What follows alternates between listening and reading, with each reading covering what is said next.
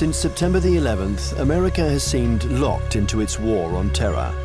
One might believe that American diplomatic horizons stop at the suburbs of Baghdad or Kabul. But while focusing on the vestiges of the World Trade Center, the country is secretly preparing for a new conflict, an undeclared war, but one that is the top priority for the intelligence community and the White House. Ahead of Al-Qaeda, more important than the quagmire in Iraq, the Chinese threat, America's new war.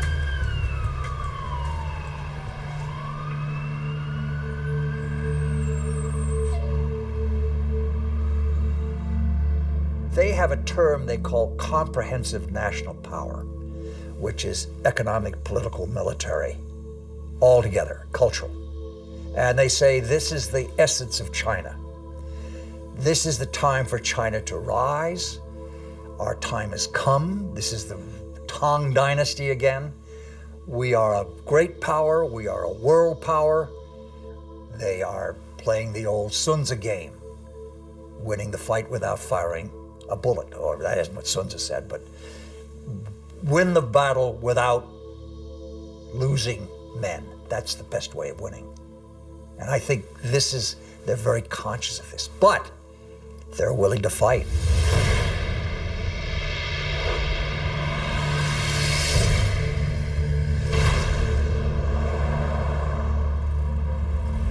The world will, run by three first-class countries. One is USA, United States of America.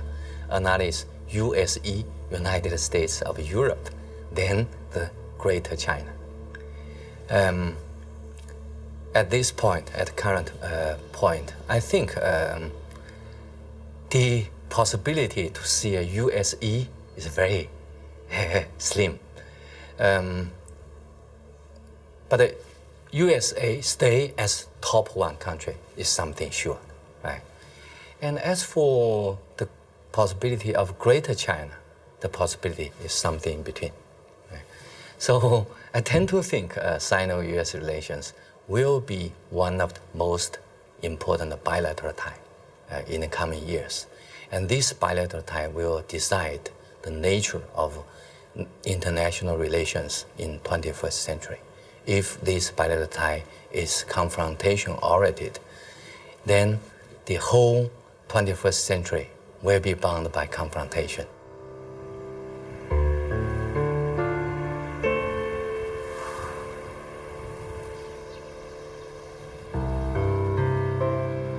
Kinmen Island, the actual frontier between the two giants, and where the ultimate confrontation may take place. This little island belongs to Taiwan, but it is only 2 kilometers from the Chinese coast.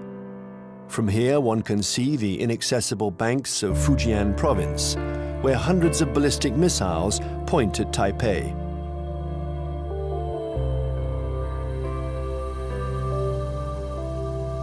"24 hours a day, for 60 years, Taiwan has been watching Communist China. This island, regularly threatened by Beijing, has been bombarded thousands of times. It has never surrendered. America has sent a message to Beijing. The fall of Kinmen would lead to a direct confrontation. We're in the Strait of Taiwan. It's here that a military clash might one day break out.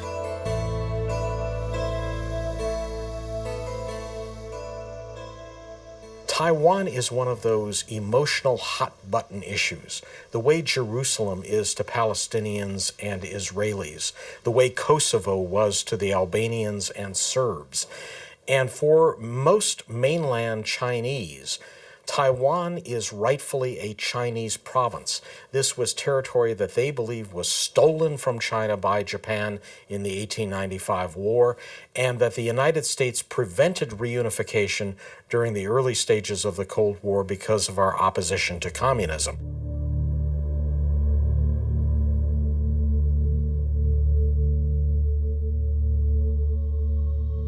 In 1996, here in the Straits of Taiwan, China and America engaged in their biggest military standoff.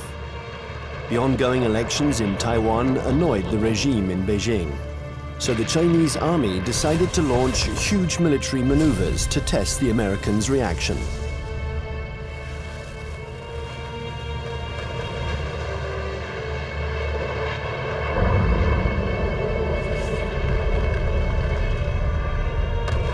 After several days of this Chinese show of force, Washington deployed 2 aircraft carriers. It was the first time the two countries came face to face. For several days, there was extreme tension between the two nuclear powers. When the Chinese fired short-range ballistic nuclear-capable missiles off the north and south coast of Taiwan and carried out a major, what we call a live-fire exercise. And Jiang Zemin was there, the president.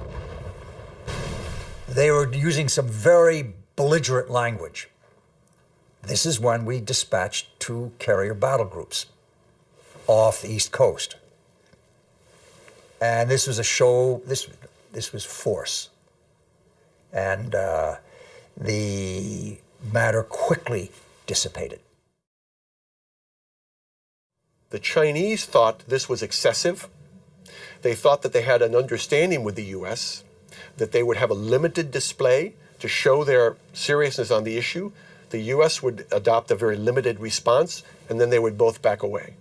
They regarded the deployment of a second carrier as excessive and in some ways as humiliating to the Chinese, because the Chinese couldn't do much to deter or complicate the deployment of those carriers.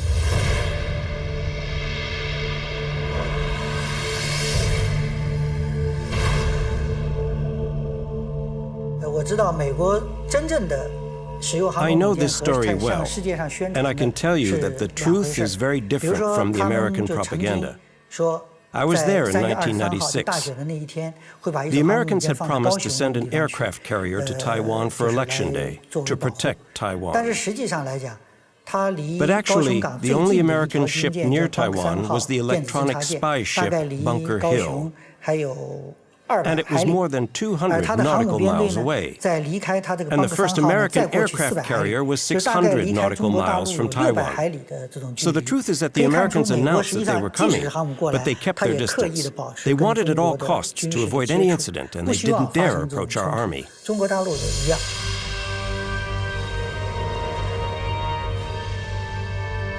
Even if the Americans didn't take much of a risk, in the eyes of the world, they reaffirmed a sacred principle of their foreign policy. They support Taiwan. And they will continue to do so regardless of China's growing power. I think believes Taiwan is very important for a number of reasons, not to mention the fact that it's our 8th largest trading partner, our 6th largest market for agricultural goods. It's one of America's most important sources of high-tech semiconductor products. Even though they're imported to the United States via China, they're made in Taiwan. But that, of course, isn't the only thing. The real reason I think America has a commitment to Taiwan is because Taiwan is a democracy. It is, in fact, the most vibrant and dynamic democracy in East Asia. And it's a democracy that came to fruition under the pressure of the U.S. government, primarily the Congress, after 40 years of very tight authoritarian rule by a regime that came from mainland China. I think, however, the real reason that the United States, especially the Pentagon, is so concerned about Taiwan is that it has been a very strong defense and intelligence partner for the last 50 years, including the last 30 years since the breaking of relations with the Republic of China and Taiwan. We have still maintained a very strong defense relationship and a very strong intelligence collection relationship with Taiwan. I would say the United States is committed to Taiwan. This goes back historically a long, long way. World War II, we were there. And we were looking for a strong, unified, democratic China. Well, we got 2/3 of it. Strong and unified, not democratic. Now we're calling China a responsible stakeholder. We've got half of it. We've got a stakeholder, but not a responsible one yet. The U.S. feels that we have an obligation, legal, moral, to Taiwan, that we cannot stand idly by and let this be taken over by what looks like an authoritarian, communist-influenced power. This cannot be.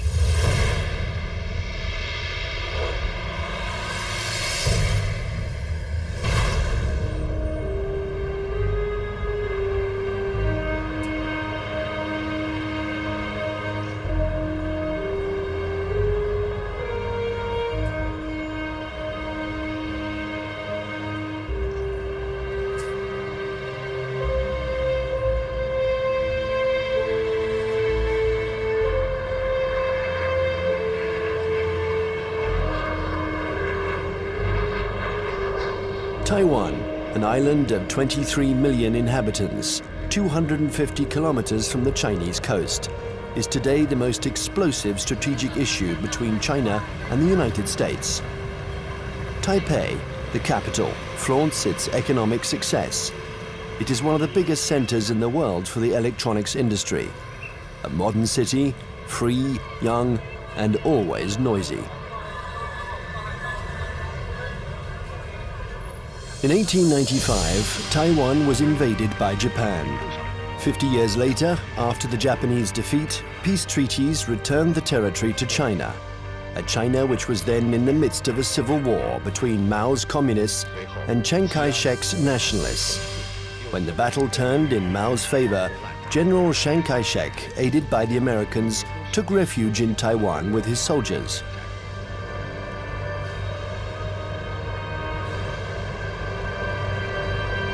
Since then, two Chinese governments have coexisted.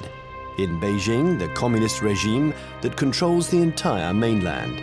And in Taipei, the nationalist regime, having become little by little a democracy, calling itself the Republic of China, which rules only Taiwan.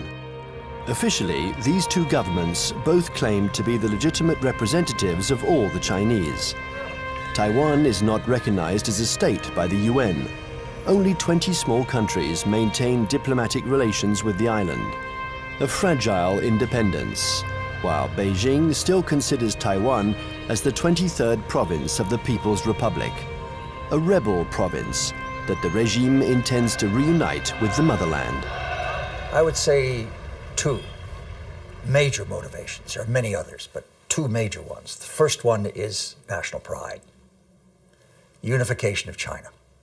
They are committed to this. This is a strong emotional drive in China. And you don't downplay it. It's real. It's powerful. The second is strategic.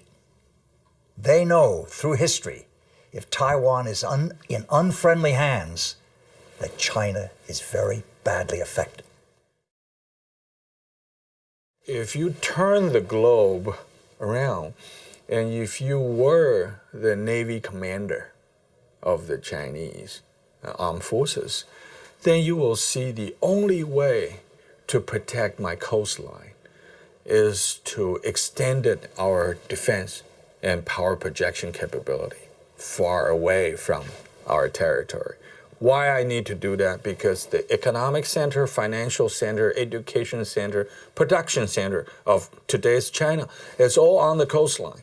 So the Navy's mission is to make sure that nobody touched this so I can continue to grow. To go out, you have a big stone right there. You can go other places, but there is a stopper, a stone blocking your way, and that's Taiwan. Now, Taiwan depends on the outcome of elections that could change its executive power and stock market risks that can endanger its economy. Beijing, nevertheless, has understood that whatever the mood on the island, especially when it is favorable to political reconciliation, the strategy must never change. Imperturbable, the communist regime continues. On one hand, to offer Taiwan favorable business privileges on the mainland. On the other hand, it regularly reiterates its military threats. If the Taiwanese are too insistent about their desire for independence, they're going to have to fight for it. Whatever Taiwan's political tendencies, Beijing's position doesn't change one iota.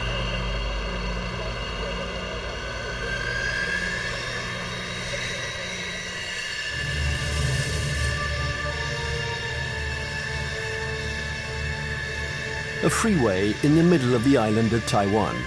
In a few minutes, it has been transformed into a landing strip. The population watches this military exercise. They're used to it.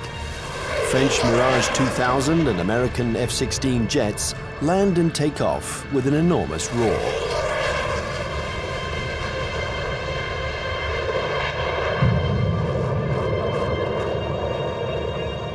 Faced with the uncertainty of American support, Taiwan organizes its own defense. Everyone knows that the airports will be the first target. Strategists on both sides of the strait affirm that the war will first begin with an air battle.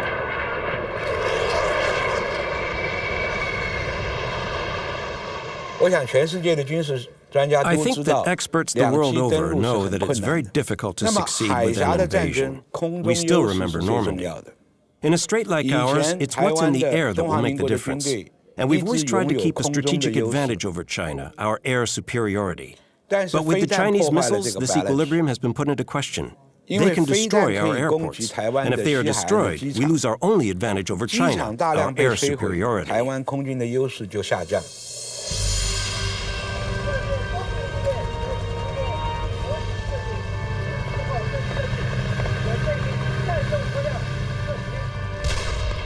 Taiwan's military power is concentrated in its air force, but also in special ground forces.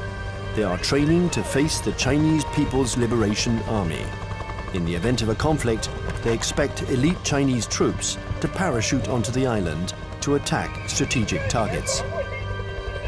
Every Taiwanese people here knows that when the war comes, Taiwan is going to take the first bullet. We are going to take the first bullet, and probably we're going to take the bullets continue for about 2 weeks until a month, until that the United States coming. And there's no way that U.S. will come here to fight a difficult fight. If they really want to get involved, it's better for them that to wait when the Taiwanese people, we are wearing down the Chinese elite troops and give them the huge number of the sacrifice. And then the U.S. can come in and clean out the battlefield and win an easy fight. Everybody in Taiwan knows that.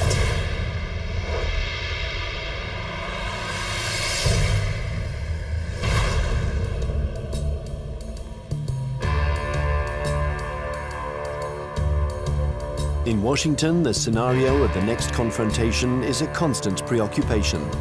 They know that Chinese military power has increased significantly. But how the Pentagon will react in case of a new Taiwan crisis remains a mystery. It's certainly not automatic, the support for Taiwan. It never has been. The United States has always maintained a policy of so-called strategic ambiguity, in which neither Beijing nor Taiwan can know clearly what the U.S. response might be under any given set of circumstances. I think that 10 years later, from 1996, the missile crisis in the Taiwan Strait, to 2007, we would approach the Taiwan issue with a little bit more caution.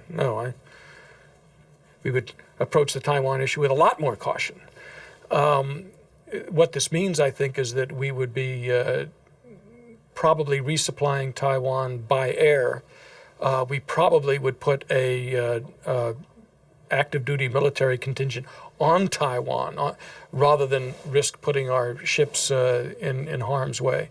Coming away from this crisis, the U.S. has concluded that I think there's been problems in what they've concluded.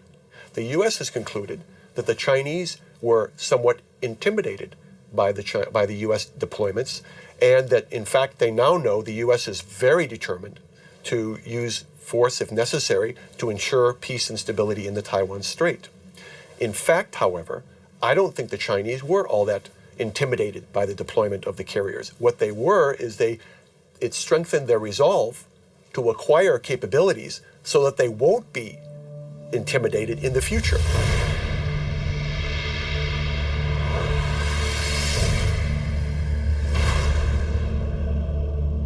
Since the 1996 confrontation between China and the United States around the Taiwan issue, I think China's military modernization speed up. And people saw some achievements, right? Now China owns J-10. That's the typical third generation fighter. And that made China is the third country that can independently produce the third generation firefighter.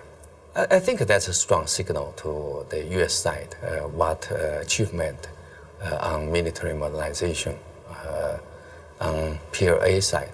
If China's own terminal objective is trying to so-called unify Taiwan by using force to take over, I think their military capability is good enough. But I don't see that, because they're increasing their military budget over the last decade, almost every year, 2 digits.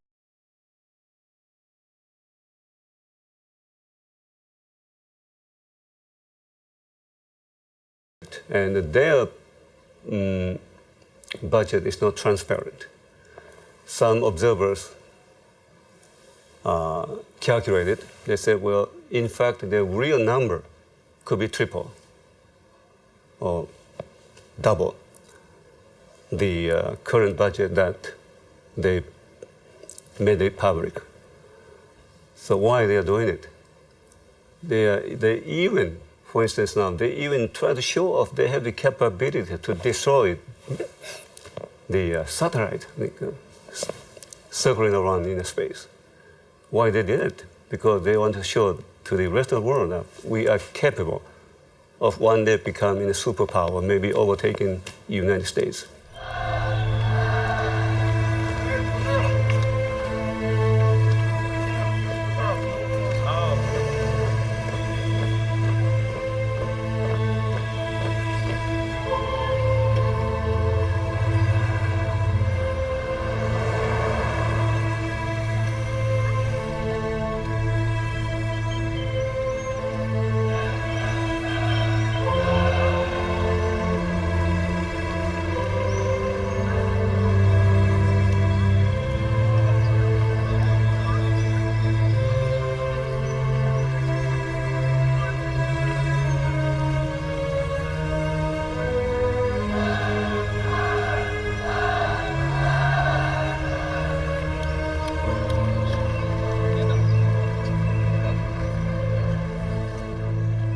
Frankly speaking, the status quo balance of power is still strongly in favor of the United States. But the situation of balance of power is under change. And I think time is on China's side.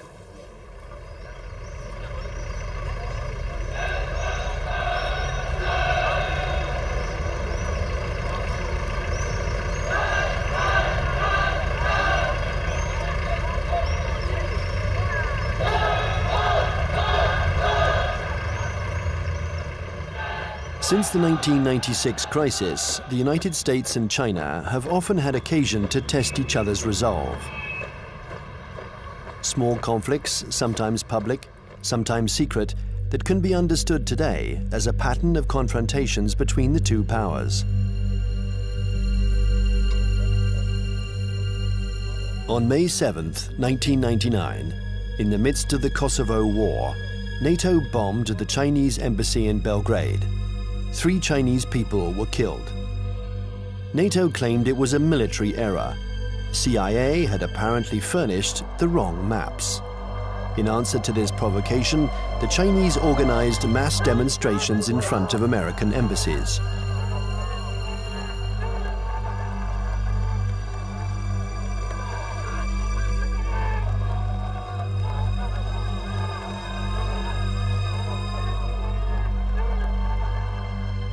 Less than 2 years later, China had its revenge. The the 1st of April 2001, an EP-3 took off from its base in Japan. It's a spy plane that flies regular electronic surveillance missions along the Chinese coast.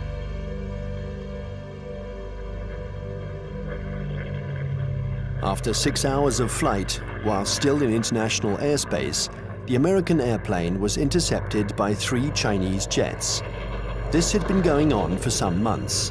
The Chinese planes came within a few meters of the American plane, a little game that the pilots were used to. One of the Chinese pilots was Wang Wei, and the crew of the EP-3 knew him well. He had already shown through his past interceptions of U.S. aircraft that he was willing to take some very serious risks in coming very, very close to U.S. aircraft. They knew him well. Smart Alec, hot dog we call him. He's in the thing and screw you, and Sam, he comes up like this. Well, he comes a little bit too close. And the Chinese, again, the propaganda apparatus turns on, and they say, our plane deliberately turned, hit his plane, and it crashed. Your fault. And we said to China, that defies the laws of physics. The U.S. government had already expressed its concern over this to the Chinese government. I think in this instance, he miscalculated, and he allowed his aircraft to get too close, and it struck the U.S. aircraft, and it damaged his aircraft in a way that forced him to crash.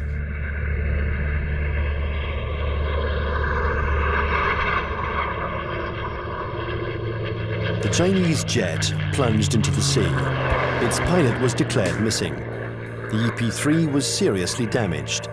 It was forced to make an emergency landing, but the closest airstrip was a Chinese military airbase.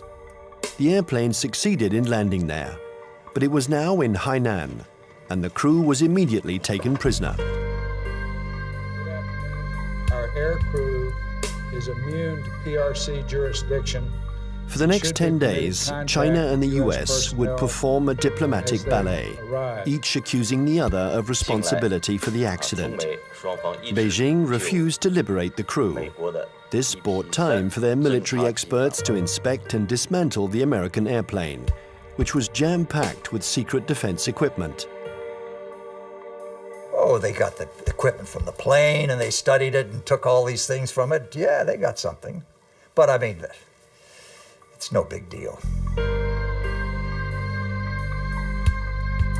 Finally, 10 days later, a letter from the US ambassador apologized for the death of the Chinese pilot, and the crew was freed. What was left of the EP-3 was loaded onto a huge Antonov transport plane. Direction, the United States.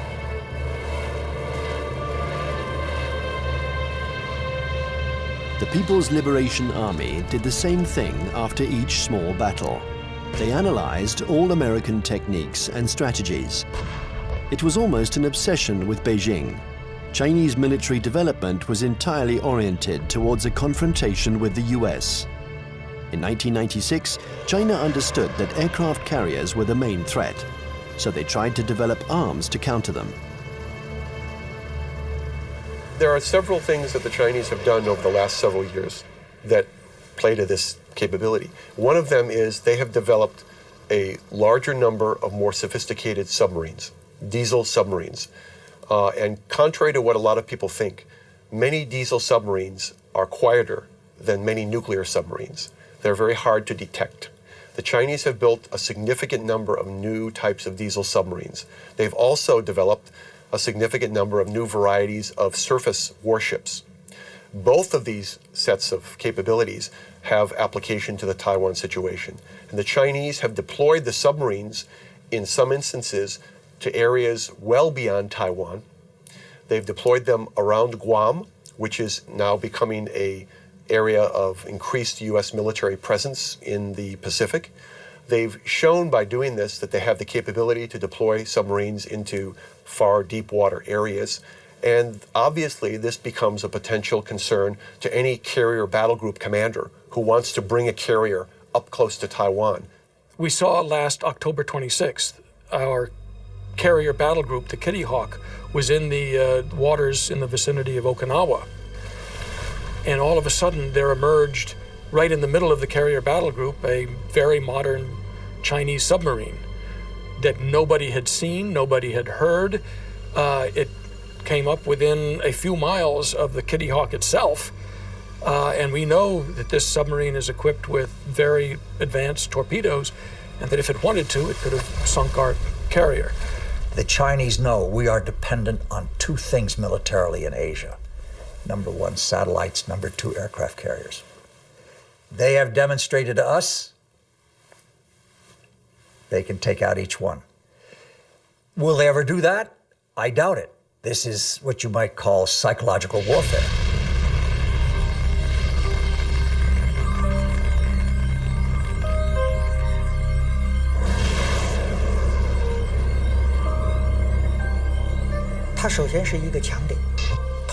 Satellites are an American strong point.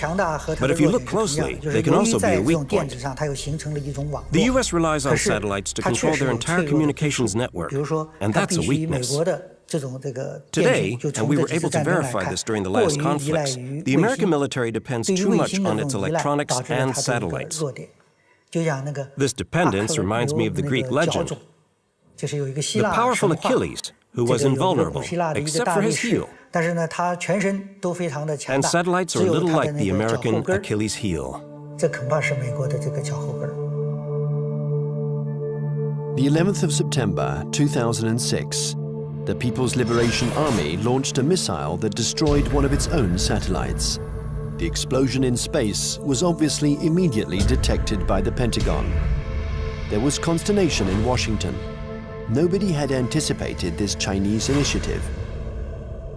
The Chinese have had an anti-satellite program for some time now, and it's designed primarily to, again, to deter the United States or to complicate U.S. decisions in the event of a crisis. So yes, I think the recent shot by the missile to fire against their own satellite and shoot down their own satellite was designed to convey a signal to the United States about the fact that the Chinese are not simply going to sit back, in their view, and allow the U.S. to have predominant influence.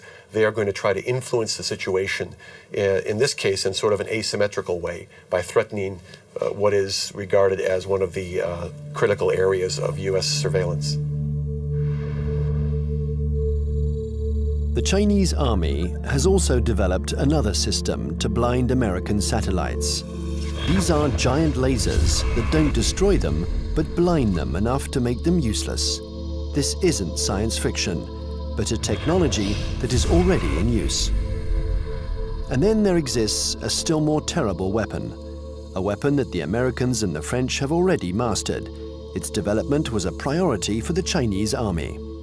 The Chinese have followed very closely the American dependence on the electromagnetic spectrum, the use of communications and networking among satellites and ships and command systems to fight a war.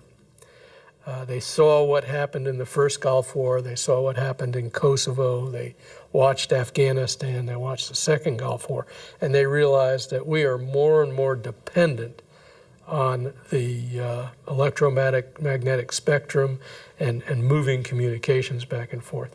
And an electromagnetic pulse, which is produced by detonating a nuclear weapon, usually fries transistors and stops that kind of communication. An electromagnetic impulse weapon uses a nuclear explosion to generate an electromagnetic wave. When this wave hits boats or planes, it instantaneously destroys all electronic equipment. No one dies, provided they are far enough away from the nuclear explosion. But the American battleships, totally dependent on electronics, would immediately be disabled. The Pentagon report described a nuclear detonated or nuclear generated EMP. I asked people in Pentagon, why don't you say they have conventionally generated EMP? They say, we don't want them to know whether we know them. The conventionally generated EMP is less problematic and it is more useful or more usable, because when you have this EMP, there will be no nuclear fallouts. There will be less international protests. They already have it.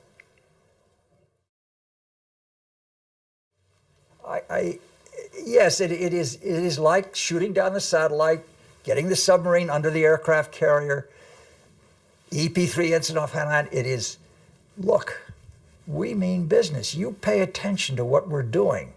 We're publishing the figures that our military budget is going up because we are creating a strong defense against you. China's developing power isn't only military. The regime has understood that it has to make use of every citizen, every business, every organization in its confrontation with the United States. An arms race wouldn't make sense against Washington. It's a war to control energy, the media, culture, and raw materials. And facing an America that overconsumes, that is deeply in debt, an America weakened by its own excesses, China counters with its best weapon, its breathtaking economic growth. The new threat isn't the classic military threat, direct confrontation between one country and another. Today, it's no longer guns against guns, airplane against airplane, or tank against tank. Confrontation takes many forms, in many different areas. For example, in finance or the media, there can be attacks in all these areas.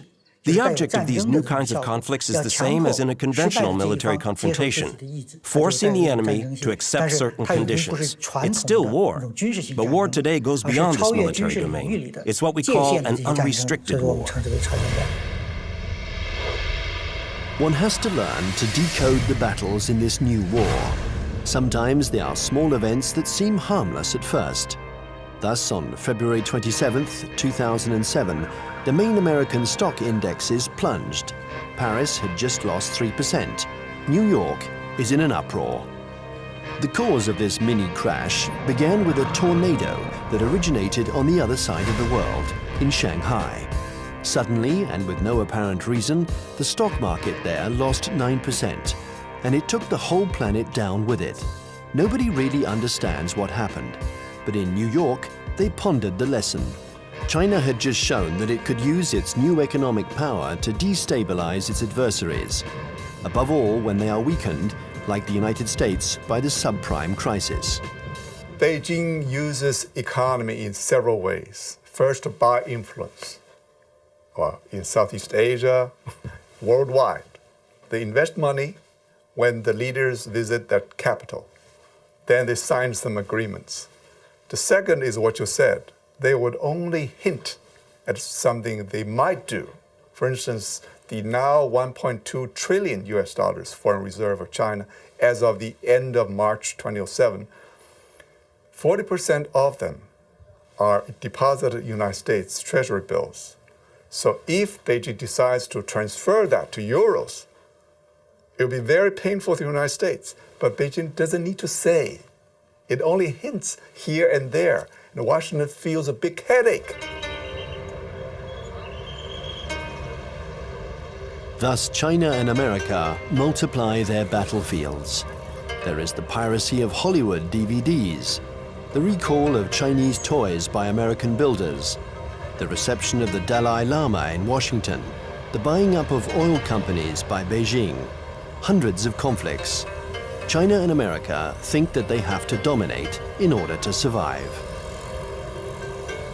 The U.S. consumed over 35% of the whole, global consumption, right? 8 times as their population percentage. So they enjoy this position as the only superpower. Then they can get extra resources. So there is a bipartisan support stance for U.S. foreign policy. They will remain as the only world leader in the world. And then they will keep alert against any country, no matter the name of this country, China, French, Russian, Germany, India, Brazil, any country that can threaten the U.S. dominance, that will be a problem.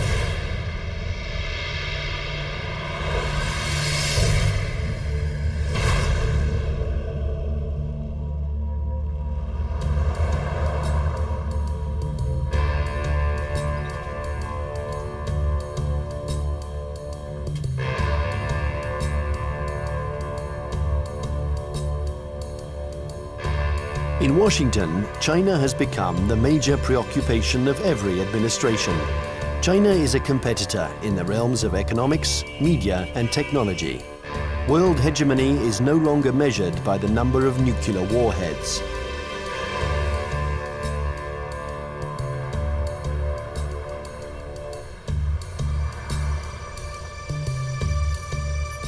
Congress has even created a permanent investigation commission, unique in its kind, whose mission is to study the economic and security challenges posed by China. Russia never got that kind of attention during the times of the Cold War.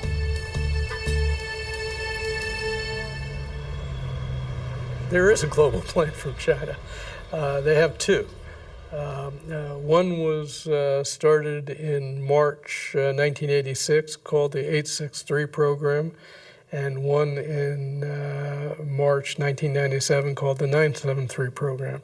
The first, the 863 program, called the Torch Plan, was a global plan designed to gather and bring to China dual-use technologies that could be used to improve China's technological base and economy and industry while improving its military capacity. And it's an organized thing, you know. Each industry every year from the central government gets goals and targets and objectives and gets told to send people out and go do that. So it is organized, and it's not perfect, but it's organized. And the 973 plan is a parallel designed to improve their capacity in basic research and innovation. People in the States pay too much attention to China. So there are some oversensitive on China. Then this oversensitive leads to a lot of, over-exaggerate conclusion. So that's no good to find the real fact. I think the real fact is that the economic power of China is still far ahead of, far lack of United States, not to mention military power.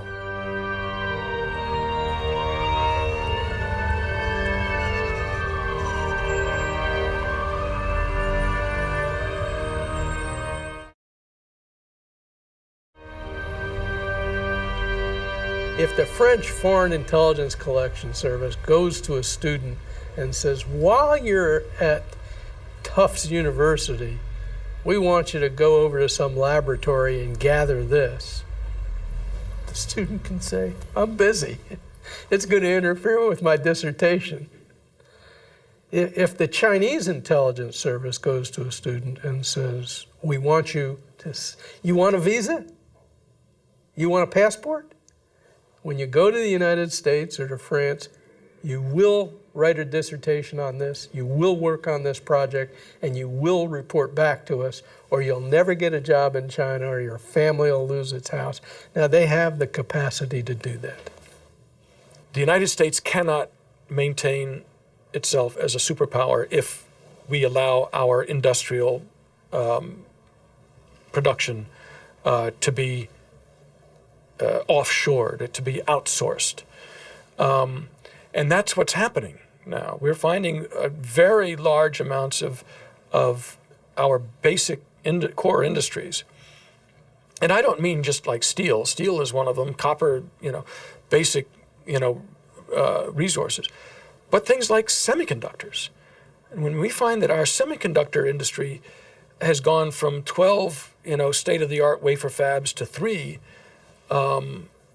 because more and more are being built in Taiwan and Japan and, well, not in Japan, in South Korea.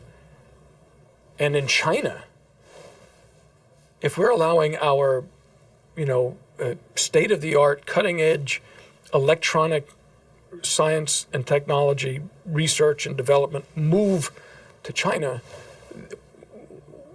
we can't survive as a superpower.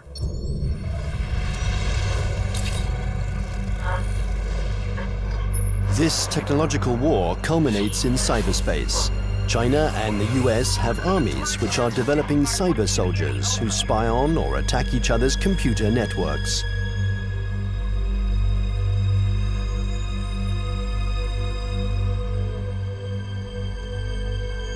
In March 2006, the US State Department decided to buy 16,000 computers from Lenovo, the Chinese company that had just bought out IBM. Some of these computers were meant for networks that circulate secret defense data. Larry Wurtzel and his commission intervened to stop the delivery.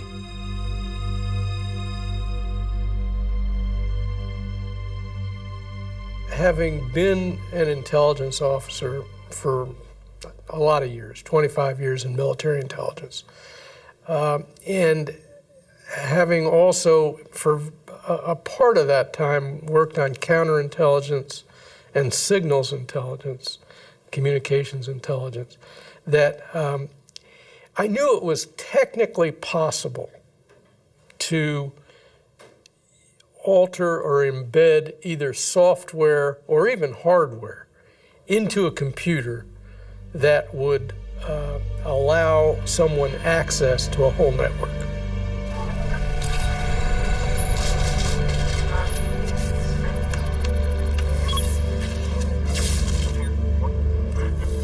The entire Bureau of Export Controls of the Department of Commerce was attacked and shut down by, turns out, hackers from China. The State Department itself lost a bureau and all its computers by hackers from China. The National Defense University of the United States had its computer systems shut down, and the Naval War College had its computer system shut down. Other computer systems, government computer systems, have been attacked. And I think General Cartwright, the commander of the U.S. Strategic Command, has recently testified in front of Congress about this. So I knew these things were going on. There's more going on that we learn about on the Commission because we do have access to classified information. I can only say that in many cases, the United States knows these attacks are coming from China and knows that they're coming even from specific organizations in China. But I can't go into the details on who. The war on the internet is as old as the internet itself. And one can't say that this was a Chinese invention. In America, the CIA and NASA employ 25,000 people to work on the internet. They have the largest internet surveillance and listening centers. So it's true, war exists on the internet. The war has begun without a single missile being fired, without the world noticing. The war has begun in all of these new technologies. Many civil technologies also have military applications. This is especially true of the entire electronics industry and the internet. They're new battlefields in an unrestricted war. The media, finance, business, all these are included.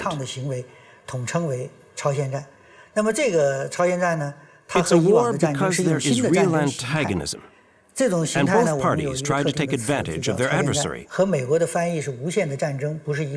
It's a new form of war, the unrestricted war.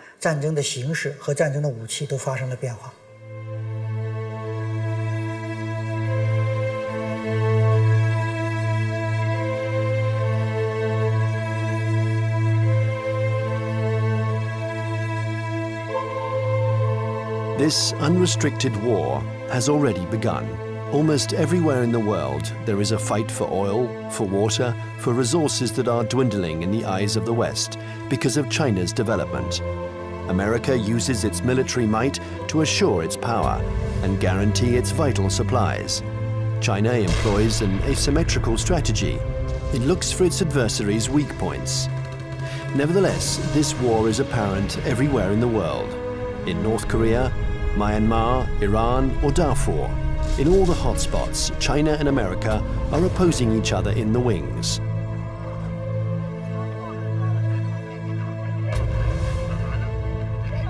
remember the words of Deng Xiaoping: there cannot be two tigers on the same hill.